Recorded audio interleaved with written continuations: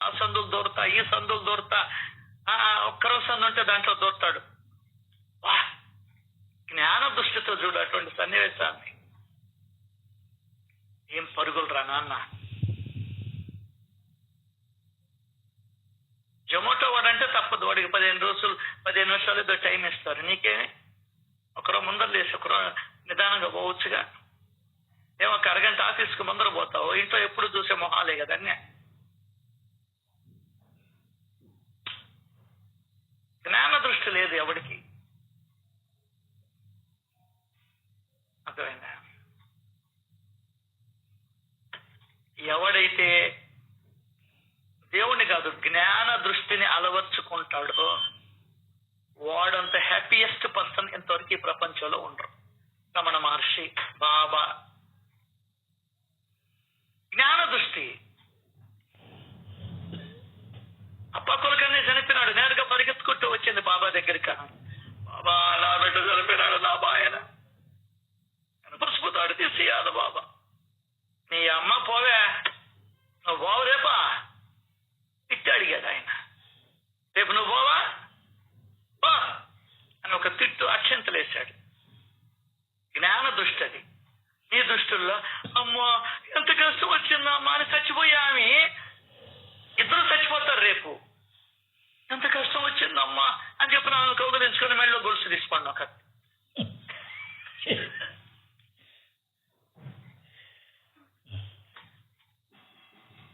నీకేమో ఏడిస్తే ఏడ్చుకోమ్మా, అమ్మా తీరిగ్గా కూర్చొని ఏడ్చుకోమ్మా.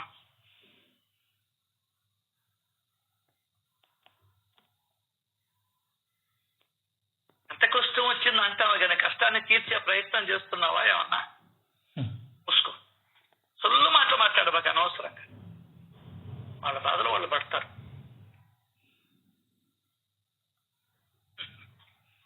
ఎన్ని జ్ఞాన రత్నాలండి సచ్చరిత్రలో.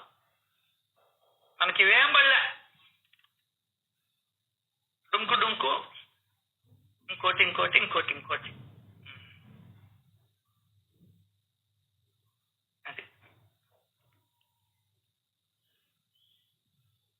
శ్రీ సచ్చిదానంద సమర్థ సద్గురు సాయినాథ్ మహారాజ్ కి జై. సాయినాథ్ మహారాజ్ కి జై. Sai love you, Sai love you, love you all. అంతర్యామి సాయినాథ్ మహారాజ్ కి జై. సాయి చెయ్యమ్మా. వెళ్ళావా? ఇక్కడే ఉన్నాను. చెయ్యమ్మా.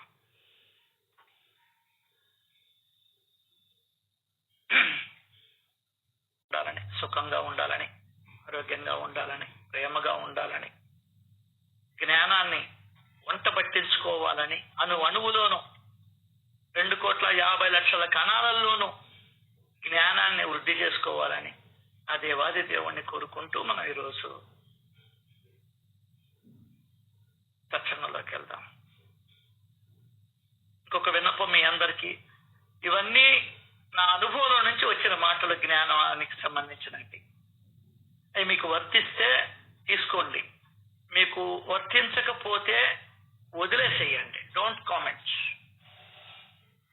ఏందే వాడెట్ట చెప్తాడు, ఈడెట్ట చెప్తాడు అని దయచేసి మీరు కామెంట్స్ చేసి నా పాపాన్ని మీరు తీసుకోకండి. అది నా పాపం నా దగ్గరే ఉంచండి. మీరెందుకు దాన్ని గిల్లుకోవడం? అది ఎందువల్ల అంటే నేను జ్ఞానానికి సంబంధించిన విషయాలు దొర్లుతూ ఉన్నాయి. తీసుకునే ధైర్యం దమ్ము ఉంటే నిలబడండి, లేదంటే మీ ఇష్టం. అది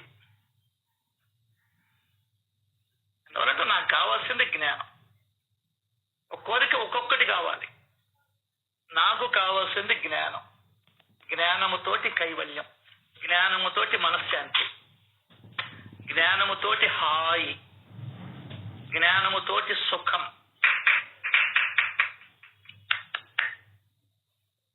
నేను నేర్చుకున్నది ఇది. నువ్వేదన్నా ఈ జ్ఞానం వల్ల సుఖాన్ని పొందుతావు అనుకుంటే రా, కూర్చో, విను.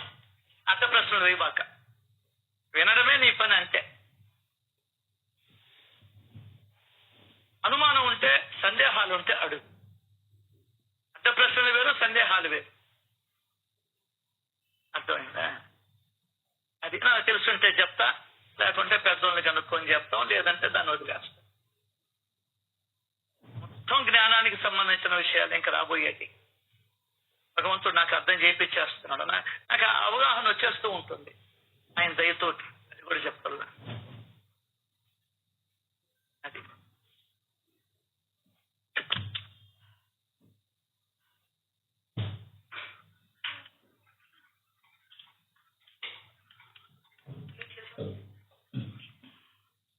ఇంకా మనం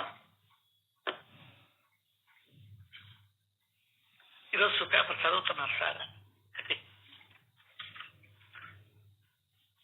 చదువుతుంటే వద్దు తేబాక.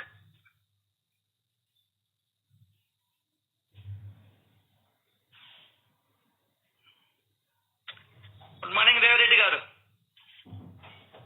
దేవి గారు good morning sir. Good morning. ఎక్కడున్నారు? ఇక్కడ మారిషస్ సార్. హైదరాబాద్ సార్. ఇంకా 2 days లో ఢిల్లీ వెళ్ళిపోయి సార్. అక్కడ 3 days అన్ని పిక్చర్స్ నిన్న మీ మారిషస్ గురించి రాశారు పేపర్ లో. Okay sir. చాలా అందమైన ప్రదేశము, సముద్రాలు గుండా పాయలు గుండా పోతాయి రోడ్లు అని చెప్పని ఈనాడులో రాస్తున్నాడు. అది సముద్రాల నుంచి అంత ఇది లేదు కానీ సార్, అది చుట్టుముక్కలు ఇంకా ఏ కంట్రీ జాయింట్ కాదు కానీ చాలా మంచి ప్లేస్, చాలా గుడ్ పీపుల్ సార్. వాళ్ళు వెరీ ఐలాండర్స్ ఎప్పుడు చాలా కంటెంట్ గా ఉంటారు. వాళ్ళు ఉన్న దాంతో తృప్తిగా ఉంటారు. ఆ టైప్ ఆఫ్ మేము గుడ్ పీపుల్ కాదా?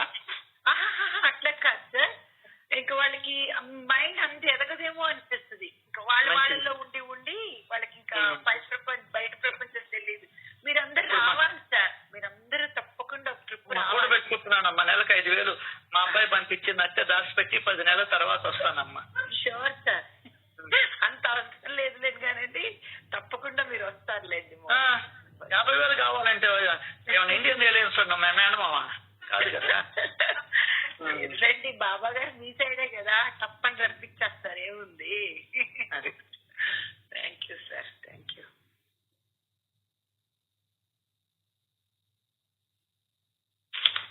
మహావాక్యాలు. మనిషి ఆధ్యాత్మికత వైపు అడుగులు వేసేటప్పుడు నేనెవరిని, ఎక్కడి నుండి వచ్చాను అనే ప్రశ్నలు ఉదయిస్తాయి. ఇప్పుడు చెప్పు, అసలు నువ్వు ఆధ్యాత్మికత వైపు అడుగులు వేశావా? పూజలు చేసుకుంటా గుండాలు తొక్కుకుంటా ఉన్నావు గాని ఆధ్యాత్మికత వైపు ఎవరు అడుగులు వేస్తున్నారు? అంతా మనం అజ్ఞానంతో చేసే పనులే ఇవన్నీ కూడా. ఏంటే పూర్తి అజ్ఞానం, నాట్ ఓన్లీ మామూలు అజ్ఞానం కాదు, 100కి 1000% అజ్ఞానంతో చేసే పనులు ఇవన్నీ కూడా. నీకు అడుగు పడేటప్పుడే, రైల్లో నుంచి దిగేటప్పుడే ఆ 2 వస్తువులు ఉండ పిల్లలతో కూడా 3 కూడమ్మా పడవ, పిల్లోడు కూడా వస్తువు కింద లెక్కేస్తుంది.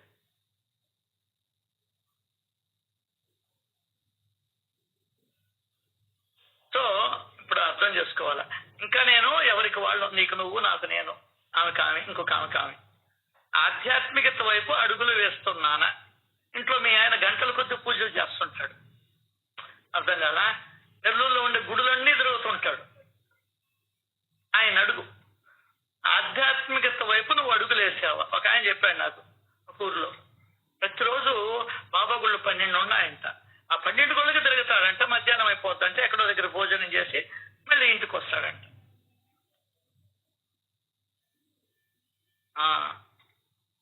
ఇట్లా ఉంటుంది పూర్తి. దానికన్నా నువ్వు ఆయన దేవుణ్ణి చేసేసి గుళ్ళు ఎక్కువ కట్టేసావు. నీకు ఉందిలే తొత్తర దేరస్తాళ్ళే పైకి పోతే నేను ఎవడు కట్టమన్నాడు రా గుడి అంటాడు. నువ్వు కొత్త కొత్త సాంప్రదాయాన్ని ఎవడరా నేను ప్రవేశపెట్టమంది అని అడుగుతాడు ఆయన. చెత్తడే అప్పుడు దిం తక్క తక్క తక్క, అదేదో సినిమాలో విక్రమార్కుళ్ళ అట్లా. దానికి మనం అందరూ ఎగ్గట్టుకొని పోతున్నాం. అదే తమాషా, విచిత్రమైన విషయం అది. దాన్ని మళ్ళీ లైవ్ క్యాస్ట్. కర్మ పట్టిందిరా దేశానికి. నిజమైన ఆధ్యాత్మికత ఎవడుకుందండి? బాబా కూడా చెప్పాడు, నేనెవరిని అని తెలుసుకోవడానికి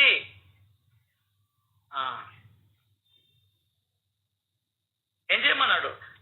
రొట్టెలు తినమన్నాడు, రొట్టెలు కాల్చమన్నాడా? శ్రవణాన్ని మననాన్ని ఆజ్ఞాపించాడు. నీకైతే ఇంట్లో వాళ్ళని బయట వాళ్ళని ఆజ్ఞాపించే ధైర్యం, దమ్ము, తెగువ లేవు. బాబాకి ఏం భయం లేదుగా, ఇక్కడ కూర్చోటం నా దగ్గర.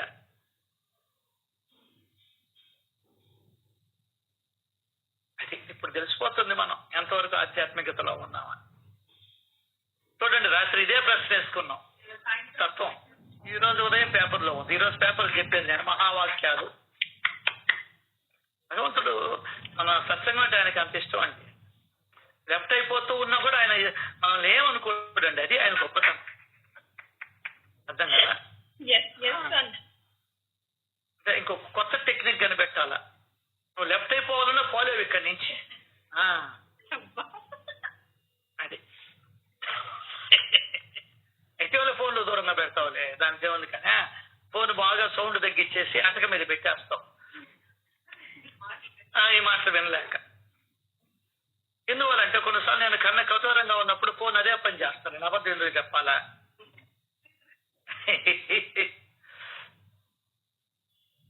మనిషి ఆధ్యాత్మికత వైపు అడుగులు వేసేటప్పుడు నేనెవరిని, ఎక్కడి నుంచి వచ్చాను అనే ప్రశ్నలు ఉదయిస్తాయంట. అబ్బా, 8వ అధ్యాయాన్ని 25 ఏళ్ళ నుంచి చదువుతున్నా కానీ ఎప్పుడు నాకు ఆ ప్రశ్న రాల. మనిషి అంటే భౌతికంగా కనిపించే శరీరమా, లేక లోపల ఉన్నటువంటి మనసా? వీటన్నిటికన్నా అతీతమైన రూపం ఏదైనా ఉందా వంటి ప్రశ్నలకు సమాధానాలుగా మన ఆత్మస్వరూపానికి వెలుగునిచ్చే 4 మహావాక్యాలున్నాయి మన వేదాలలో.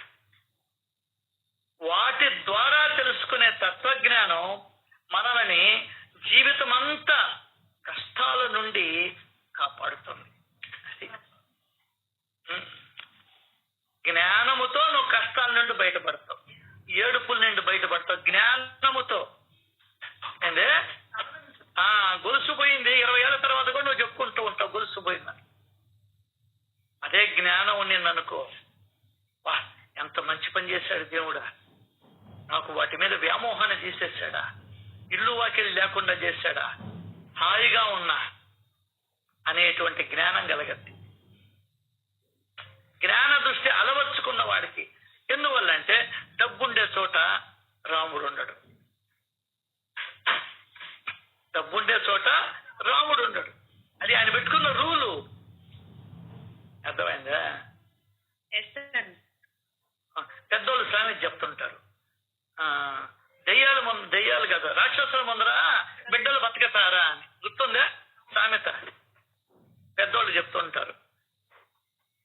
అసలు మీరు పెద్దోళ్ళు మాట్లాడినప్పుడు మెలిగారా కాబట్టి మీకు ఆ సామెతలు తెలియట. అది రాక్షసుల ముందర బిడ్డలు బతకతారా అని. సో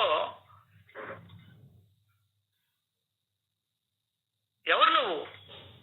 మనిషివే, లేదా ఆత్మవే, లేదా మనస్సువే? ఏంది నీ గురించి నువ్వు తెలుసుకున్నాయి.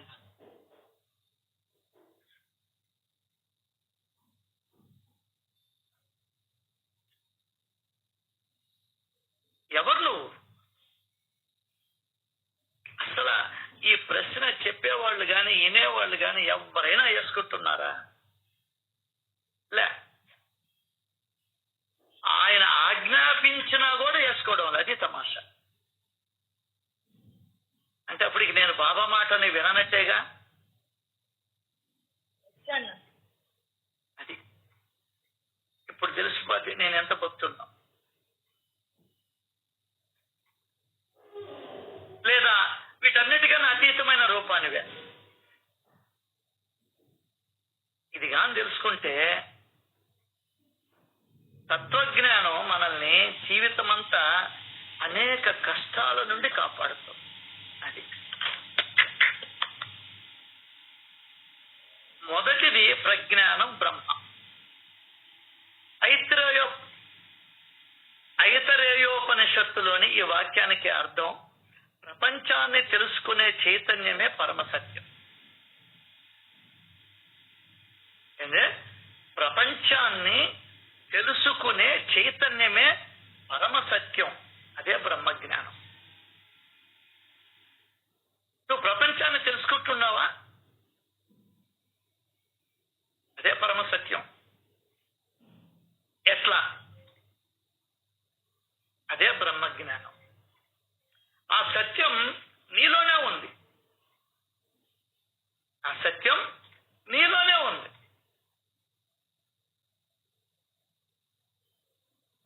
ఎట్లా ఉంది? ఏ శక్తి వల్ల కంటితో రూపాన్ని చూడగలుగుతున్నావో, ఏ శక్తి వల్ల చెవితో శబ్దాన్ని వినగలుగుతున్నావో, ఏ శక్తి వల్ల ముక్కుతో వాసనను చూడగలుగుతున్నావో, ఏ శక్తి వల్ల నాలుకతో రుచిని చవి చూడగలుగుతున్నావో, ఏ శక్తితో నీ యొక్క చర్మం స్పర్శను గ్రహిస్తూ ఉన్నదో ఆ చైతన్య శక్తే ప్రజ్ఞానం. ప్రాణులన్నింటిలోనూ వ్యాపించి ఉన్న చైతన్యమే నేను. విషయం అర్థమైందా? కాబట్టే పరుగులు తీస్తాను. కాబట్టి అది ఇది అని చెప్పని పరుగులు తీసి అక్కడ ఊళ్ళో వాళ్ళదంతా వాళ్ళు ఇట్ట చేశారు, వీళ్ళు ఇట్ట చేశారు అని చెప్పని నెత్తి నేసుకుని ఇంటికి వస్తున్నాను నేను. అర్థమైందా? కొంచెం బాధగా ఉండొచ్చు ఈ వాక్యం, కానీ సత్యం అయితే ఇదే. అర్థమైందా? అది ఒక ఆమె నాకు స్వయంగా చెప్పింది. ఒక గుళ్ళో పోయి పూలు కట్టేవాళ్ళంట, ఆడవాళ్ళంతా 5-6 మంది మధ్యాహ్నం పూట పూలు కడతా ఉంటే అంతా ఊళ్ళో వాళ్ళ గురించే మాట్లాడుకునే వాళ్ళంట. ఆమెట్ట, ఈదిట్ట, అదిట్ట, ఇదిట్ట అని ఇట్లా చేస్తున్నారు సార్ వాళ్ళంటే. నీకు ఇంపుగా ఉన్నాయి ఆ మాటలు కాబట్టి నువ్వు పోతున్నావు, మానేసి. ఏం పోయిందని అడిగా. అటు మానలేదంట. తిట్టే కాలు తిరిగే కాలు తిట్టే నోరు గమ్మునుండదు. అదే కుదురుగా కూర్చోలేరు వాళ్ళు. కాబట్టి వాళ్ళ ఆలోచనలు అట్లాగే ఉంటాయి. అది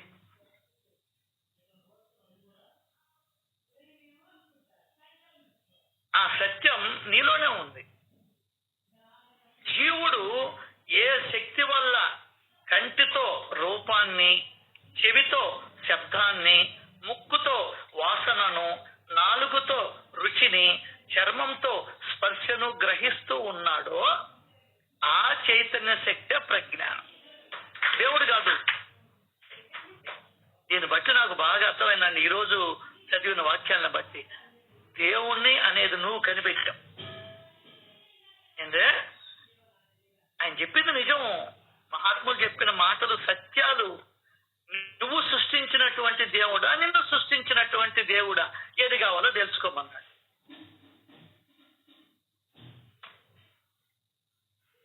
అది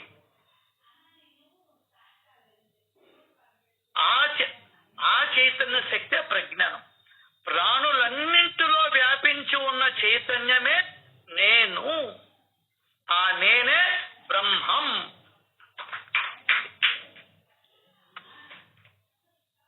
ఒకటైపోయింది. రెండోదైన అహం బ్రహ్మాస్మికి నేనే బ్రహ్మను అనే అర్థం బృహదారణ్యక ఉపనిషత్తు నుంచి వచ్చింది. ఫస్ట్ది దేని వల్ల నుంచి వచ్చింది? ఫస్ట్ది ఐతరేయోపనిషత్తు నుండి వచ్చింది. ఏది? ప్రజ్ఞానం బ్రహ్మ. ఇప్పుడు రెండోది బృహదారణ్యక ఉపనిషత్తు నుంచి వచ్చింది. అహం బ్రహ్మాస్మికి నేనే బ్రహ్మను అని అర్థం. మూడోదైన తత్వమసి చాందోగోప్యనిషత్తు నుంచి వచ్చింది. నువ్వే బ్రహ్మస్వరూపం, నీలోని ఆత్మే బ్రహ్మం, జీవుడు దేవుడు వేరు కాదు, ఒకటేననే ఈ ఉపదేశ వాక్యాన్ని గురువు శిష్యుడికి బోధిస్తాడు. జీవం బ్రహ్మం అభేదాలు అంటుంది ఈ వాక్యం. జీవుడు వేరు, బ్రహ్మ వేరు కాదు అని చెప్తుంది మహావాక్యం. రైట్. 4వదైన అయం ఆత్మ బ్రహ్మ అనే సాక్షాత్కార వాక్యం మాండూక్యోపనిషత్తు నుంచి వచ్చింది. నేను అన్న భావమే పరబ్రహ్మ స్వరూపం.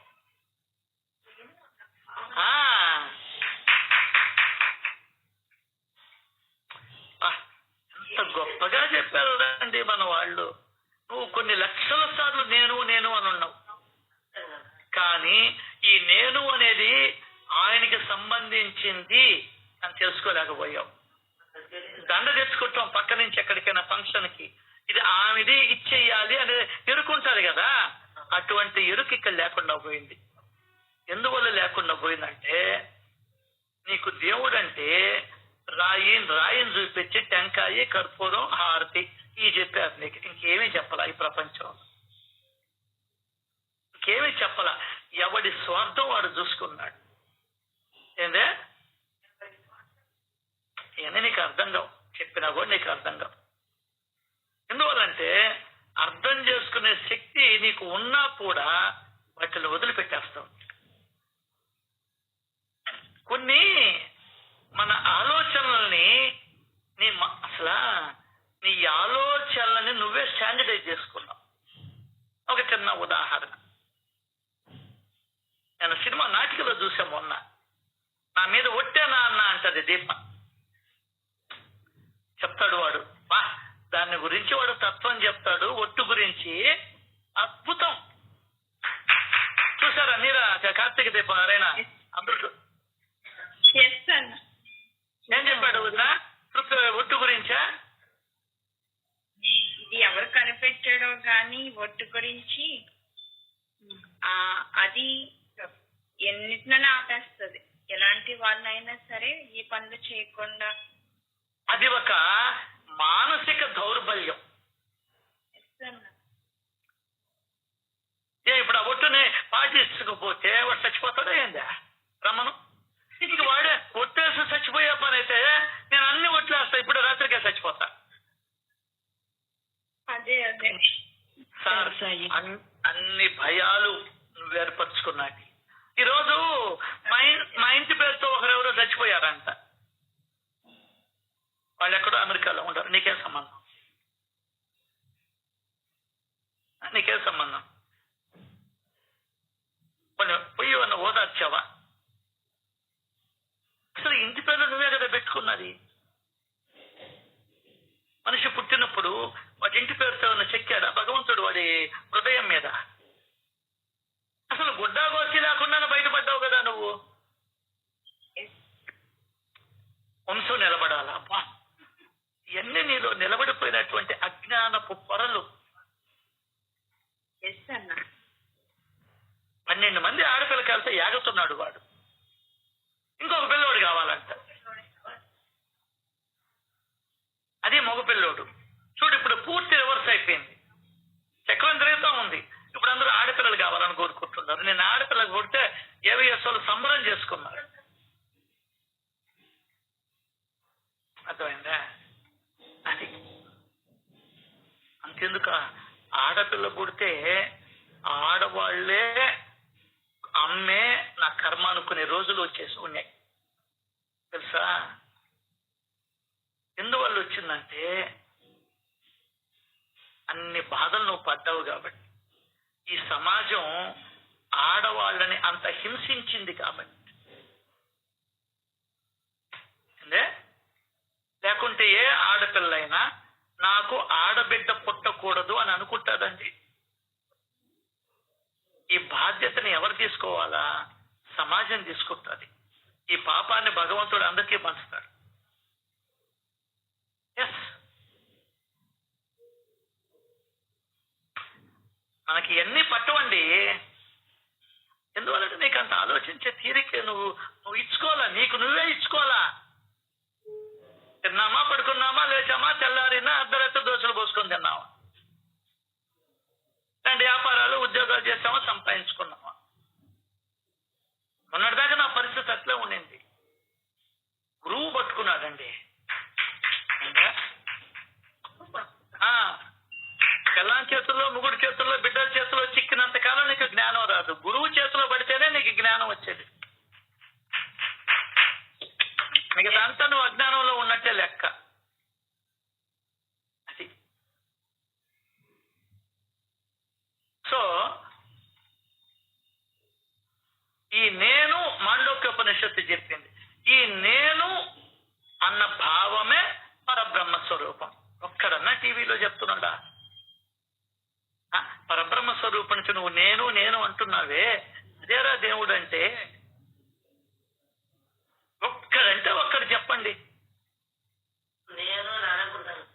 ఎందుకు అనకూడదు? ఏ దృష్టితో అనాలా?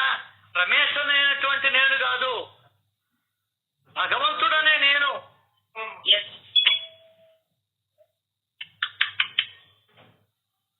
అంత జ్ఞానం ఇచ్చిందండి మన వేదాలు. ఏం సార్ మనం దేవుణ్ణి సృష్టించి నాశనం చేసుకున్నాము?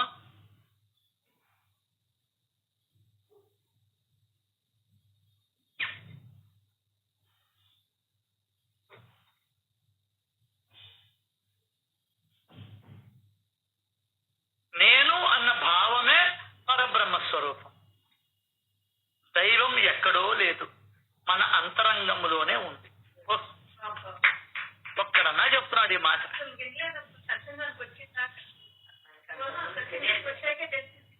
తెల్లారులేసి పరిగెత్తడమే. ఇప్పటికీ అదే జరుగుతుంది. ఏందే? ఇప్పటికీ అదే జరుగుతుంది. ఆ బ్రహ్మాన్ని బయట వెతకనవసరం లేదు. అయితే హిమాలయాలకు ఎందుకు పోయారా అంటే, నువ్వు గీస్తావు కాబట్టి అక్కడికి పోయారు వాళ్ళు. నేను గమ్మునుంటుందా? పూజా గదిలో మొగుడు పూజ చేసుకుంటే ఏమండి తలాలు కనబడడం లేదంటే వాడు ఏం చేయాలి? ఇంకా సంకనాకతో చెప్పాలా? లేకపోతే నువ్వు చూపిస్తావు నరకాన్ని.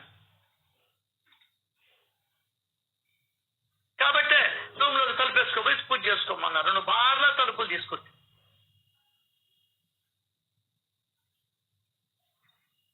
నీకు దేనికి ధైర్యం లేదు సార్. ధైర్యాన్ని చంపేసుకున్నాం మనం. నేను పూజ చేసుకుంటున్నా, ఒక్కడన్నా వచ్చాడా? పిల్లోడు పనికి మాలిన చదువు, దొంగ చదువు, లంచాలు తీసుకున్న చదువుతుంటే చదువుకుంటున్నాడు. బిడ్డ గడ్డలే. దీనికంత సాగు తెలివితే ఎట్లున్నాయే? నిన్ను, నన్ను, నీ బిడ్డని, నా బిడ్డని, ఇంట్లో వాళ్ళందరినీ నడిపించేటువంటి ఆ పరబ్రహ్మ స్వరూపాన్ని ధ్యానిస్తూ ఉన్నప్పుడు హౌ యూ డిస్టర్బ్? తెలుగు ఒక్కరికన్నా మనక లేదు, వాడికి లేదు, ఈమెకి లేదు, దొందే. కాబట్టి మనకు పెళ్లిళ్ళే. వచ్చే జన్మలో మనకు పెళ్లిళ్ళేదో ఎవరో పద్మ లాంటి వాళ్ళకి తప్ప. ఆమె ప్రభాస్ను కోరుకుంటుంది, తప్పది ఇవ్వాల. ఉన్న విషయం అంతే. నువ్వు కూడా నాగచైతన్యాన్ని నువ్వు కోరుకుంటే నీకు కూడా ఇవ్వాలి, కట్టు పెడతాడు. ఏమి ఇబ్బంది?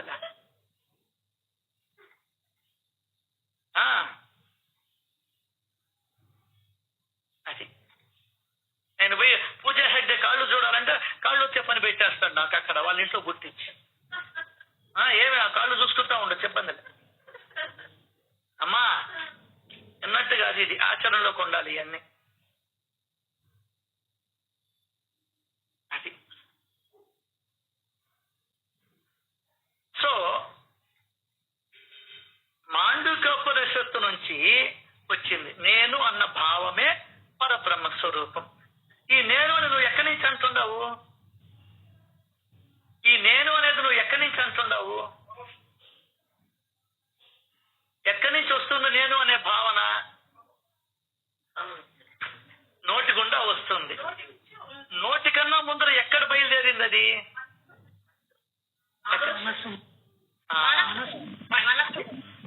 లోపల నుండి బయలుదేరింది. అదే దైవము అంటే అదే. ఎక్కడి నుంచి వచ్చింది నేను అనేది?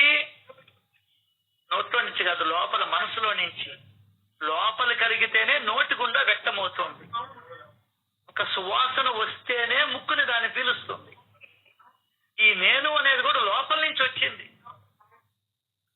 ఆ లోపల ఎక్కడి నుంచి వచ్చిందో కనిపిస్తే నీకు అదే దైవం.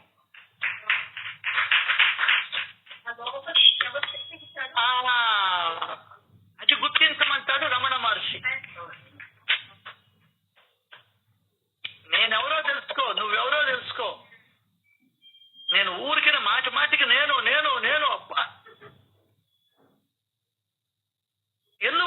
నీ చేత భగవంతుడు అబద్ధం చెప్పాడు. నేను అంటే ఎవరు? భగవంతుడు. ఆయన ఏమనుకుంటున్నాడు? ఇన్ని రూపాలలో ఉన్నది నేనే అనుకుంటున్నాడు. కాబట్టి ఆయన నీ నోటికున్న నేను అనే బలికిచ్చి చివరికి నిన్ను నేను అనేది తెలుసుకునేటట్టు చేసి జన్మరాహిత్యాన్ని ఇస్తాను.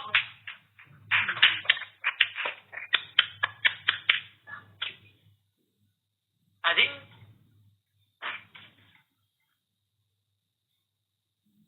సో దైవం ఎక్కడో లేడు, మన అంతరంగములోనే ఉంది. ఆ బ్రహ్మాన్ని నువ్వు బయట వెతకనవసరం లేదు, కనబడదు కూడా. రూపం ఉంటే కదా కనబడేదానికి. సమస్త ప్రపంచానికి అధిష్టానమైన ఆ బ్రహ్మమే ప్రకాశవంతమైనది అనేది ఈ వాక్యానికి అర్థం. ఇది లెక్క. అంటే నేను పిహెచ్డికి మించిన స్థాయికి తీసుకెళ్తున్నాడు గురువు. నా మీద కోపగించుకోకుండా ఇది నువ్వు అర్థం చేసుకుంటే చాలు. ఈనాడు పేపర్ మీద నిప్పులు చెరగకుండా ఉంటే చాలు.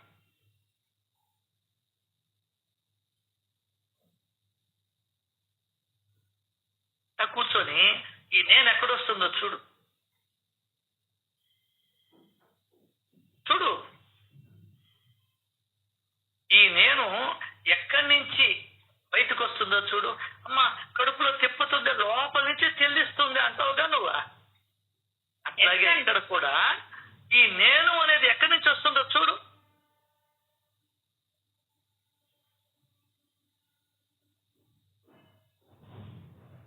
నీకేం కనబడదు. నిరామయ, నిరంజన, నిర్గుణ, నిరాకార స్థితిని నువ్వు నేను అనుభవిస్తాం. ఏందే? నిరాకార, నిరంజన, నిర్గుణ, నిరూప, అరూప స్థితిని మనం అనుభవిస్తాం. దానికి బాబా తన భక్తులు తన యొక్క నిర్గుణ నిరాకార తత్వాన్ని భక్తుల మనసులలో నాటేదానికి అనేక రకాల ఉపాయాలను పన్నేవాడు. ఎంతసేపటికి నువ్వు పరుగులు తీస్తుంటివి, ఎప్పుడు చూసినా ఇల్లు తాళం. ఆ గుడికి పోయా, ఈ గుడికి పోయా, అక్కడికి పోయా, ఇక్కడికి పోయా. ఇంకెప్పుడు తెలుసుకుంటావు నీలోనే ఉన్నాడని? తెలుసుకున్న దానికి గుర్తేంది? భగవంతుడికి గుర్తు కావాలి కదా. అల్లా నామం వారి ముద్ర. మరి నువ్వు భగవంతుని గురించి తెలుసుకున్న దానికి గుర్తేంది? తిరగొచ్చు, తిరగడం నువ్వు నేను చెప్పిన ఆగదమ్మా. ఎవరికి వాళ్ళు తెలుసుకున్నప్పుడు ఆగదు. అయితే ఈ లోపల ఇంత ఉండాల. ఎప్పుడు ఒకనాడు పట్టొచ్చు, ఈ జన్మలోను వచ్చే 100 జన్మలలోనూ అటు వచ్చే 1000 జన్మలలోనూ పట్టొచ్చు. నీకు పట్టినప్పుడు ఆగిపోతాడు ఎవడై. మరి చిన్నప్పుడే హాస్పిటల్కి పోయి చూపించుకోరా అన్నాం, వాడు వినలా.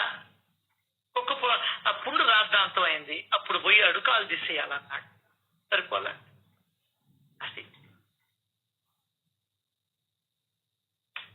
జ్ఞాన దృష్టి కావాల మనిషికి.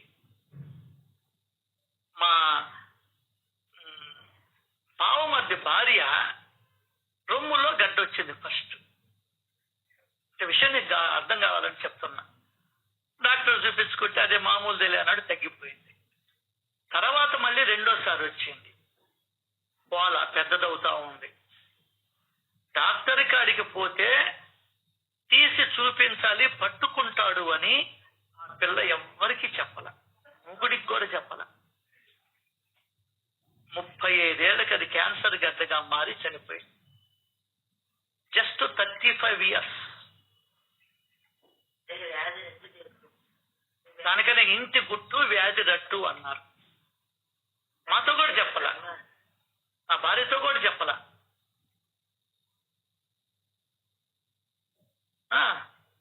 తీరా మా వాళ్ళు డాక్టర్ దగ్గరికి పోతే ఆయన అప్పుడు కూడా మొగ ఆయనే. ఎంతసేపటికి నువ్వు దృష్టిలో మగ ఆడ అంటే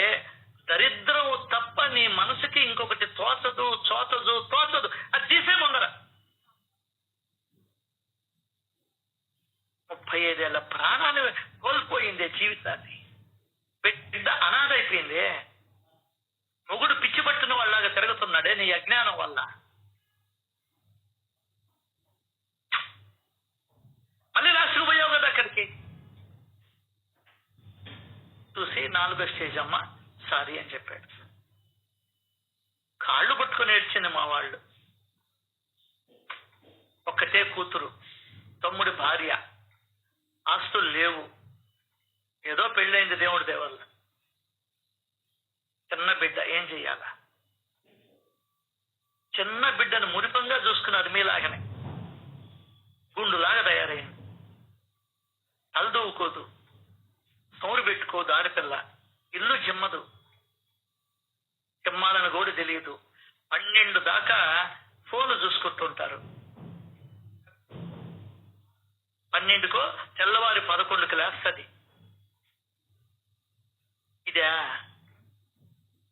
ఇదే జ్ఞానం? ఇదే నువ్వు పెంచడం?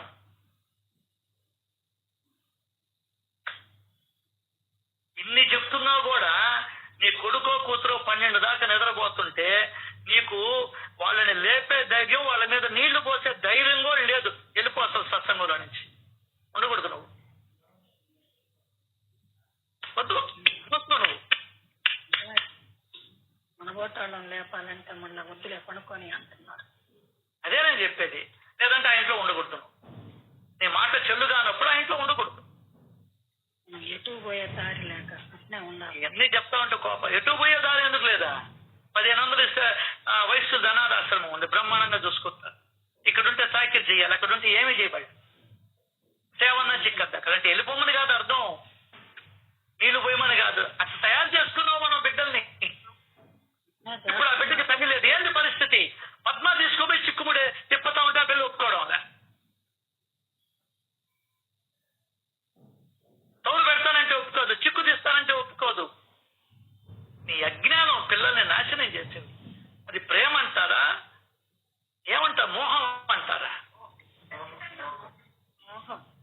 రేపేమి ఏమి తెలియకుండా పెంచితే ఎవరో ఒకరు లాక్కుపోయి ఏదో చేసి కడుపు చేసి పెట్టే ఏంది నీ పరిస్థితి? దరిద్రానంతా మూట కట్టుకుంటున్నాం మనం. ఇవన్నీ స్వయంకృత అపరాధాలు. ఇవన్నీ దేవుడి మీద వేసేస్తావు. అదేమంటే కర్మ అంటావు. నో, అన్నిటికీ కర్మ వర్తించదు. అదే అంటాడు ఆయన, కర్మ సిద్ధాంతాన్ని అపార్థం చేసుకున్నంతగా మనం ఇదేన్ని అపార్థం చేసుకోవాలి.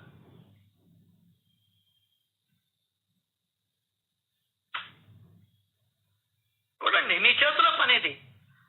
ఇదే పక్క మీద పడుకొని ఉంటే కర్రతో కొట్టడం నీ చేతిలో పని. అర్థమైందా? ఎంత చేయలేవు. సౌండ్ పెట్టి ఎక్కువగా వాళ్ళ దగ్గర ఆ రూమ్ లో నువ్వు చేయలేవు. అది యు ఆర్ వీక్ మైండెడ్. ఇంకా చెప్పాలంటే నీ కొడుకు నీ కూతురు బాగుపడేది నీకు ఇష్టం. దీన్ని నువ్వు నమ్మవు. అంటే దీన్ని నువ్వు నమ్మవు. పెళ్లి చేస్తాం, 12కి లేస్తుంది, నీకు రిపోర్ట్లు వస్తాయి. ఇంకా మాట్లాడితే నీ కూతుర్ని నీ ఇంటికి పంపిస్తారు. కొడుకు దగ్గర నుంచి విడాకులు తీసుకుని ఆమె ఆ పిల్ల ఇంకొకరిని చూసుకుంటుంది.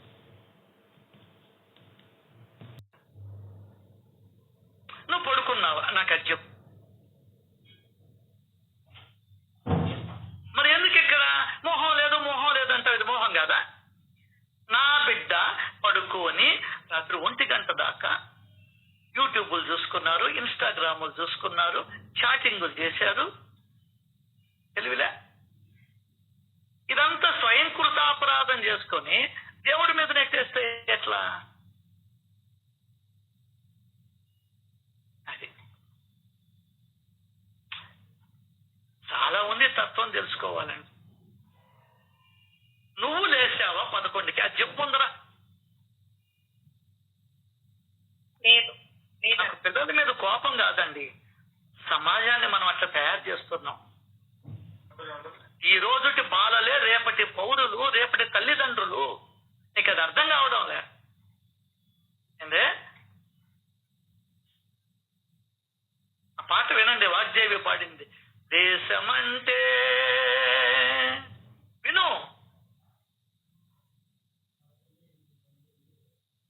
ప్రేమించు, ప్రేమను పంచు, ఇంకోటి ఏదో ఉంది, ప్రేమగా జీవించు.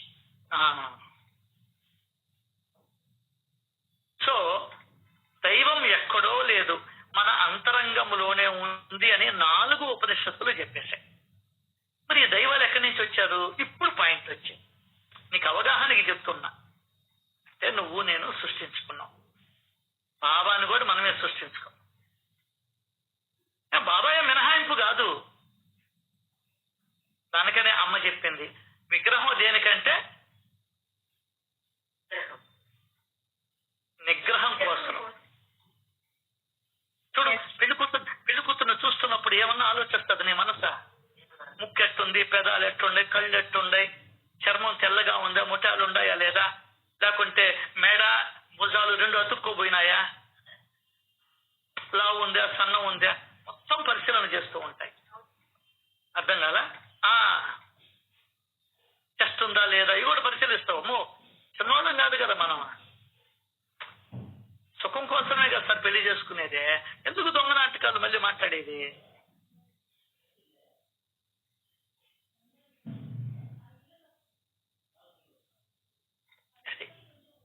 అప్పుడు ఏకాగ్రత ఉంటుంది. అట్లా అమ్మ విగ్రహాన్ని చూస్తే నీకు నిలకడ కావాలి.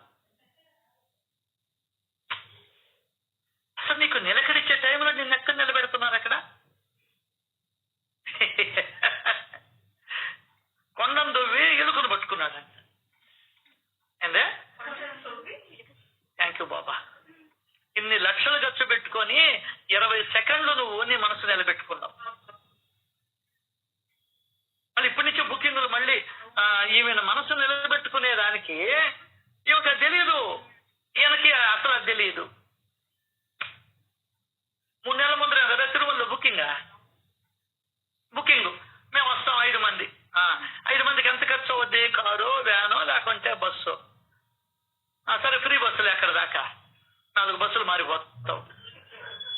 దేనికి? 30 సెకండ్లు నిలబెట్టుకునేదానికి. అమ్మ ఏం చెప్పింది? చిత్త ఏకాగ్రతకు సులభ సాధనమైన శ్రవణాన్ని సాయిబాబా ప్రోత్సహించారనే మాట నీ చెవుల్లోకి దొరల.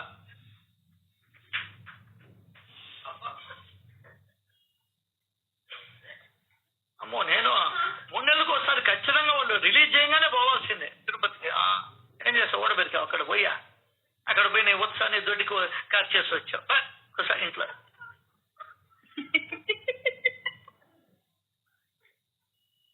ఏమన్నా ఆయన నిజమే కదా? దానికి కావాలి సత్సంగం.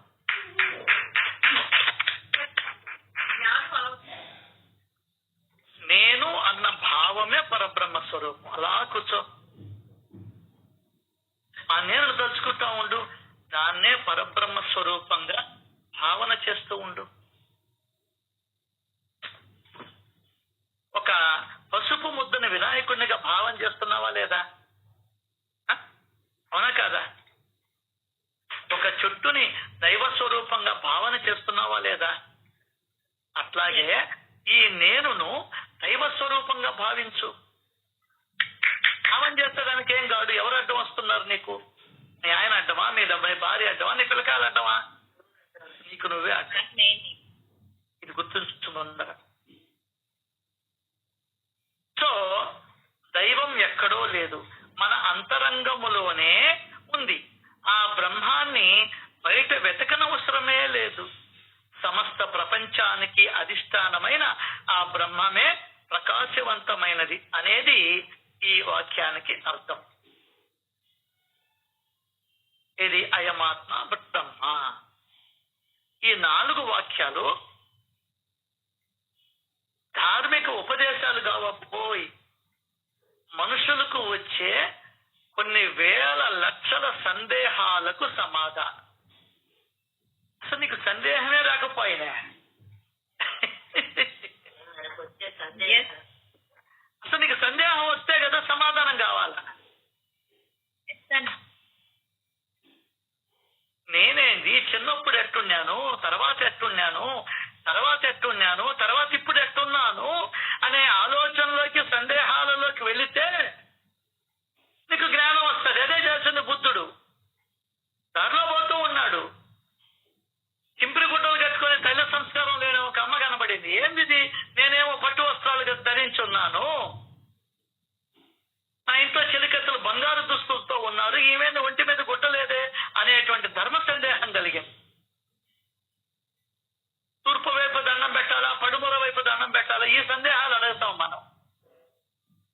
అర్థం కాల? Yes. తూర్పు వైపు తిరగాలన్నా పడమర వైపు ఏ వైపు తిరిగినా ఒకటే, నీ మనసు తిరిగితే చాలు. అది దాని అర్థం.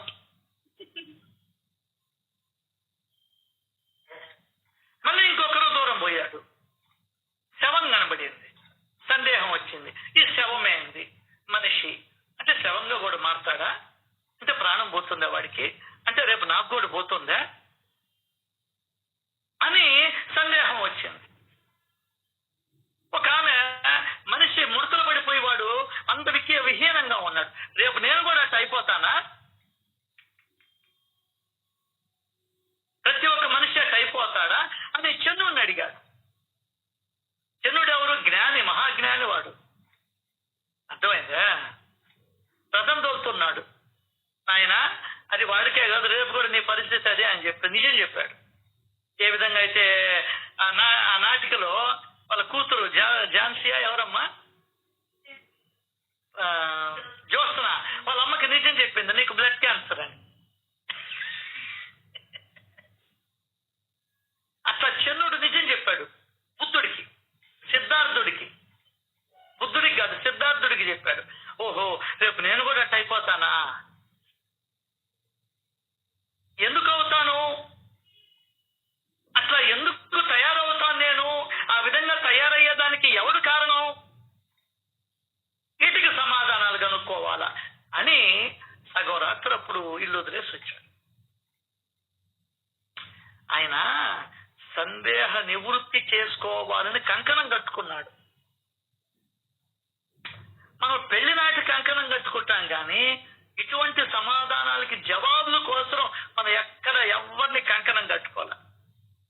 దానికనే చెప్తాడు, 3 కోట్ల జన్మలు ఎత్తితే మనిషి జన్మ వస్తుంది. ఇటువంటి మనిషి జన్మలు 1 కోటి ఎత్తితే భక్తి అనేది కలుగుతుంది. ఇటువంటి భక్తిపూర్వక జన్మలు కొన్ని 100 కోట్లు ఎత్తితే జ్ఞానము ఉదయిస్తుంది. అటువంటి జ్ఞానము ఉదయించి అటువంటి జ్ఞానాన్ని నిరంతరం సంపాదిస్తూ ఉంటే ఒకనాటికి నీకు ముక్తి కలుగుతుంది, జీవన్ ముక్తి కలుగుతుంది. అది సో మనుషులకి వచ్చే ఎన్నో సందేహాలకి పై 4 వాక్యాలు సమాధానాలు. అసలు మనిషి ఎవరు? జీవాత్మ పరమాత్మల సంబంధం ఏమిటి? వంటి గంభీరమైన ఆధ్యాత్మిక ప్రశ్నలకు ఇవి జవాబులు. జీవాత్మ లేదు, పరమాత్మ లేదు, ఉండేది ఒకటే ఒక ఆత్మ. 4 వేదాలకి ఉపనిషత్తులు శిరస్సు వంటివి, వాటి సారమే ఈ మహావాక్యాలు. ధర్మానికి అంతిమ లక్ష్యం ఆత్మజ్ఞానం. ఈ వాక్యాలు జీవాత్మ పరమాత్మ వేరు కాదు అనే విషయాన్ని స్పష్టంగా ప్రకటించాయి. ఒక్కడన్నా చెప్తున్నాడు ఈ మాట?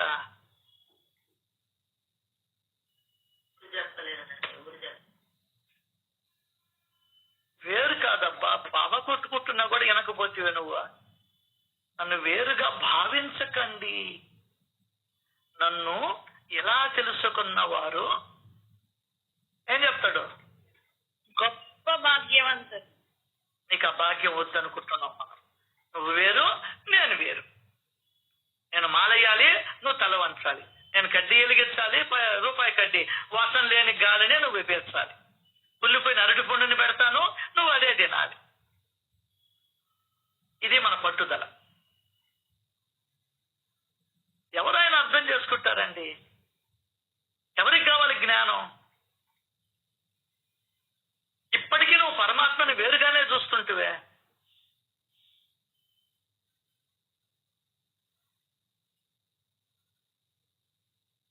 ఈ వాక్యాలు జీవాత్మ పరమాత్మ వేరు కాదు అనే విషయాన్ని దృఢీకరిస్తున్నాయి, స్పష్టంగా ప్రకటిస్తున్నాయి. ఈ అద్వైత వేదాంతాన్ని శంకర భగవత్పాదులు నిర్వాణ షట్కంలో అద్భుతంగా ఆవిష్కరించాడు. నీవు వెతుకుతున్న దేవుడు నీలోనే ఉన్నాడంటూ అన్నమయ్య బ్రహ్మం ఒక్కటే పరబ్రహ్మం ఒక్కటే అన్న కీర్తనలో విశదీకరించాడు. అది అనుభవించి ఆ కీర్తనలు పాడారు. మనకు వాళ్ళకి తేడా అది. ఆ పరబ్రహ్మ తత్వాన్ని అనేక మంది కవులు, సాధువులు తమ రచనలలో తెలియజేశారు. ఈ సత్యాన్ని గుర్తించగలిగితే ప్రతి మనిషిలోనూ దైవాన్ని చూడడం అలవాటు చేసుకుంటాం. నక్షత్రం ఎక్కడ లింక్ చేశాడు? ఎన్నో అధ్యాయంలో లింక్ చేశాడు? 15. వాక్య ఇది కావాలి నాకు. ఈ విధముగా అభ్యాసం చేయగా చేయగా నా సర్వవ్యాపకత్వం నీకు అనుభవములోనికి వస్తుంది. అదే ఇక్కడ ఏం రాస్తున్నాడు. ఈ సత్యాన్ని గుర్తించగలిగితే ప్రతి మనిషిలోనూ ప్రతి జీవిలోనూ దైవాన్ని చూడడం అలవాటు చేసుకుంటాం. ఇక్కడ ఏమని రాశాడు ఈ పేపర్లో? ఈ సత్యాన్ని గుర్తించగలిగితే ప్రతి మనిషిలోనూ దైవాన్ని చూస్తాం. మరి జీవుల్లో ఆ స్థాయికి తీసుకెళ్తున్నాడు నేను సద్గురువు. కాబట్టి నాకు బాబా అంటే అంత ఏదో ఒక కారణం ఉండాలి కదా ఒకరిని ఇష్టపడాలంటే. మనిషి స్థాయి నుంచి జీవుల స్థాయికి తీసుకెళ్తున్నాడు. లక్షాధికారి నుంచి కోటీశ్వరుడికి వెళ్తాడు. ఊరింట్లో నుంచి అద్దె ఇంట్లోకి, అద్దె ఇంట్లో నుంచి మిద్దె ఇంట్లోకి, మిద్దె ఇంట్లో నుంచి రాజభవనాలకి వెళ్తాం. అట్లాగే దాతృత్వం తగ్గే కొంది ఆ భవనాలలో నుంచి ఎక్కడికి వస్తాం? మిద్దింట్లోకి వస్తాం. మిద్దింట్లో నుంచి రేకుల ఇంట్లోకి వస్తాం. రేకుల ఇంట్లో నుంచి ఊరింట్లోకి వస్తాం. ఊరింట్లో నుంచి ప్రకృతి ఒడిలోకి వస్తాం. ప్రకృతి ఒడి అంటే ఏంది? చెట్టు పుట్ట, రోడ్ సైడ్ ప్లాట్ఫారం. ఈ సత్యాన్ని గుర్తించగలిగితే ప్రతి మనిషిలోనూ దైవాన్ని చూడడం అలవాటు చేసుకుంటాం. దానికని బాబా చెప్పింది, కుక్కలో ఉన్న, చెట్టులో ఉన్న, రాయిలో ఉన్న, రప్పలో ఉన్న, పందిలో ఉన్న, గుర్రంలో ఉన్న, పిల్లిలో ఉన్న, ఎలుకలో ఉన్న, చీమలో ఉన్న, దోమల్లో ఉన్న, గండు చీమల్లో ఉన్న, మనిషిలో ఉన్న, భిక్షగాడిలో ఉన్న, ముసలమ్మలో ఉన్న. ఏమి జ్ఞానం ఇచ్చాడయ్యా నాయన. ఆ వాక్యాన్ని గుర్తుపెట్టుకుంటే అందరిలోనూ దైవాన్ని చూడడం ప్రారంభిస్తాం మనం. మనసుకి అలవాటు చేయబ్బా. అందాన్ని చూడడం అవతల పెట్టి దైవాన్ని చూడడం అలవాటు చేసుకో. అందము దైవము 2-3 అక్షరాలే. అర్థమైందా? కానీ మనం దెయ్యాన్ని చూడడం ప్రారంభించాం. అది కూడా 3 అక్షరాలే. ఎవరికి అలవాటు చేసుకుంటాం అప్పుడేమవుతుంది? ఎవరికి హాని తలపెట్టకుండా సన్మార్గంలో జీవితాన్ని గడిపే విధంగా మనల్ని మనమే మార్చుకోవాలి. ఎవరో వస్తారని, ఏదో చేస్తారని ఎదురు చూచి మోసపోకుమా. అది ఈ మహావాక్యాల అర్థం. ఇక్కడ ఎక్కడా కూడా సాయిబాబా పేరుందా? నువ్వు అనుకునే దైవం వాళ్ళు ఎవరెవరు ఉన్నారు, వాళ్ళ పేర్లు ఉన్నాయా? సో దీన్ని బట్టి ఏమర్థమైంది మనకు? అన్నీ నువ్వు కల్పితం చేసుకున్నావు. దానికే బాబా కూడా మార్చలేకపోయాను నిన్ను. అదేమంటే వాడితో చెప్పిళ్ళ 5 మందిని పూజించడమని ఈ అడ్డ ప్రశ్న చేయడం ప్రారంభించాం. 15వ అధ్యాయంలో ఆయన చెప్పిన మాటను పట్టుకోవాలా, 44లో ఆయన చెప్పిన మాటను పట్టుకోవాలా, 3లో ఆయన చెప్పిన మాటను పట్టుకోవాలా. అర్థం కాలా? అట్లాగే హంసరాజు చేసిన లీలలో ఆయన చర్యని నువ్వు పట్టుకోవాలా. మాల్సాపత్తో ఏమన్నాడో నువ్వు పట్టుకోవాలా. నానాసాహెబ్ చందోర్కర్తో ఏమన్నాడో పట్టుకోవాలా. నీకు అవసరమైంది పట్టుకున్నావు. సమర్థించుకుని ఉంటే రాజ్యాలైనా ఆలోచన.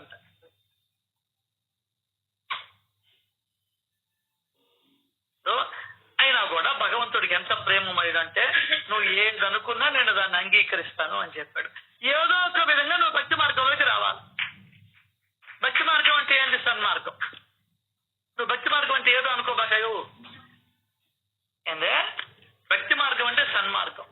సన్మార్గం అంటే ఏంటి? సర్వజీవుల్లోనూ భగవంతుని చూడడం, ఏ జీవిని హింసించకుండా ఉండడం, ఏ జీవిని బాధ పెట్టకుండా ఉండడం,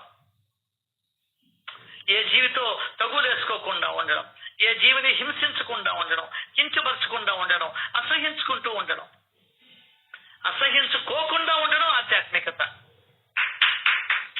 మూడో వ్యక్తి గురించి మాట్లాడుకోకుండా ఉండడం ఆధ్యాత్మికత. ఎందువల్లంటే వాడిలో ఉండేది కూడా భగవంతుడేగా. ఇంకా వివరంగా చెప్పాడు బాబా, జడ జీవ పదార్థాల్లో నేనున్నాను, చర అక్షరాలలో కూడా నేనే ఉన్నాను అన్నాడు. నువ్వు గోడను దనినా ఆయన దన్నట్టే లెక్క. అర్థం కదా? నీకు కోపం వచ్చి గోడను దన్నతావు, ఆయన దన్నట్టే లెక్క రాసుకుంటాడు, వీడు నన్ను దన్నేస్తాడని. ఈ జ్ఞానం ఉంటే తన్నవు, ఈ జ్ఞానం ఉంటే తన్నవు. ఇవన్నీ ఎవరికి వాళ్ళు పరిశీలన చేసుకోవాలి, పసిగట్టుకోవాలి, అంతరార్థాన్ని తెలుసుకోవాలి, వేదాల గురించి తెలుసుకోవాలి. వేదాల్ని మనం తీవ్రంగా వక్రీకరించేసి కర్మకాండాన్ని బాగా ప్రోత్సహించేసాం. ఏందే కర్మకాండాన్ని, మేళాలు, తాళాలు, ఊరేగింపులు, వీటితో జీవితాన్ని గడిపేస్తున్నాం. పతాకాలు, శోభాయాత్రలు. శోభాయాత్ర నీ శోభే దరిద్రంగా ఉంది, నీకు ఒక శోభాయాత్ర కావాల. ఇవన్నీ ఎవరికి వాడు తెలుసుకోవాలి, ఎవరికి వాళ్ళని పరిశీలన చేసుకోవాలి, విషయం తెలుసుకోవాలి, జ్ఞానాన్ని తెలుసుకోవాలి. ఆ జ్ఞానం, నీకు తెలిసిన జ్ఞానాన్ని నలుగురికి పంచగలగాలి. అనకూడదు, నువ్వు 10 మందికి తెలియాలి సత్యం. జ్ఞాన సేవ కన్నా ఉత్తమోత్తమైనటువంటి సేవ ఇంకొకటి లేదు. అది కూడా అడిగిన వారికే చెప్పాలి, అడిగిన వాడికే చెప్పాలి. దాన్ని పోయి వాడిని కూర్చోబెట్టి నువ్వు అద్వైతాన్ని చెప్తానంటే వాడికి అంత శక్తి లేదు. అడిగిన వాడికే చెప్పాలంటే, అది ఇంట్లో వాళ్ళకైనా బయట వాళ్ళకైనా. అట్లా అడగకుండా చెప్పడము, అడవిలో కూర్చొని ఏడవడము రెండు ఒకటే అని చెప్పాడు చెన్నై సూరి. అర్థమైందా? మీరు వచ్చి నిన్న కూడా భార్గవరామ్ గారు వాళ్ళ అక్క వాళ్ళది ఇది పెట్టాడు నాకు జీమెయిల్ ఐడి. వాళ్ళు నాకు ఎప్పటి నుంచో తెలుసు, నేను అడగల వాళ్ళని. రా అమ్మ మా సత్సంగంలోకి చేరమ్మ అని అడగల. నీకు అవసరమైతే నువ్వు రా, లేకుంటే లే. ఆ విధంగానే మీ 50 మంది నా దగ్గర నాకు ఈ జీమెయిల్ పంపిస్తే నాకు అది చేతరాక మా పిల్లవాడి చేత జాయిన్ చేయించి మా కోడల చేత పిల్లవాడి చేత మిమ్మల్ని ఇక్కడ కూర్చోబెట్టుకున్నాం. నా భావాల్ని మీతో షేర్ చేసుకుంటుండే అంతే. నేనేమి ఆర్డర్లు పాస్ చేయడం లేదు, నాకు మీ మీద పెత్తనం చలాయించే అర్హత లేదు, హక్కు కూడా లేదు. నాకు ఎటువంటి హక్కులు లేవు ఎవరి మీద, నా మీదే నాకు హక్కు లేదు. ఇది భగవన్ నిర్మితమైన శరీరం. ఆయన ఎప్పుడు ఇస్తాడో, ఎప్పుడు ఏం చేస్తాడో, ఎప్పుడు తీసుకోబోతాడో, ఎప్పుడు ఏం చేస్తాడో ఎవరికీ తెలియదు. వీటిల్లో ఏదన్నా నీకు పనికొచ్చేది ఉంటే తీసుకో, పనికిరాంది ఉంటే తక్షణమే ఇప్పుడే నాకనే విడిచిపెట్టేస్తుంటావులే, నాకు తెలుసు ఆ సంగతి. వదిలిపాడు. శ్రీ సచ్చిదానంద సమర్థ సద్గురు సాయినాథ్ మహారాజ్ కి జై జై జై.